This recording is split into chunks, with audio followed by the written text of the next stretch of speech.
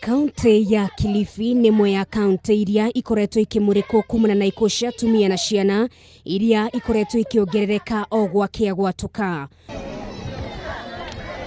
Kumana na ndeto ĩno nĩkĩo gikundi kimwe gitari gĩa thirikari unyitaniri-ini na mundu wa wendi mwega kuma bururi wa Amerika mambĩkĩte mubango wa kũhĩgia atumia uria mangĩhota gubanga uciari na oho uria mangĩhota kũhĩmbĩria ureri mwega. Considering our indicators in family planning,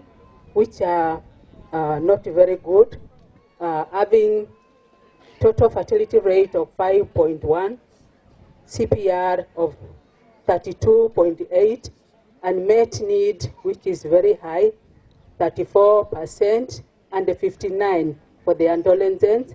having high adolescent pregnancies, high maternal deaths, we thought it was a good idea.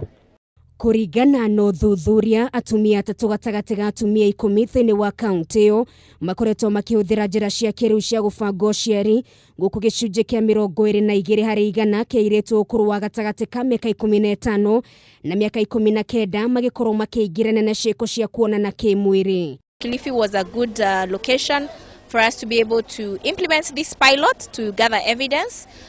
to be able to inform either scale up or future initiatives in the country. We would expect to at least establish about 10,000 community health units in this country,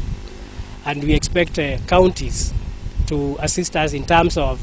paying a stipend for the community health volunteers of about 2,000 shillings per month, and they are supposed to work at least for 2 hours every day. Gukinyeria riu aruti a wira 36 aria megukorwo magiteithĩrĩria harĩ gukinyĩria mubango uyu ni marĩkĩtie kuheo mathomo na atumia kwambĩrĩria guteithĩka.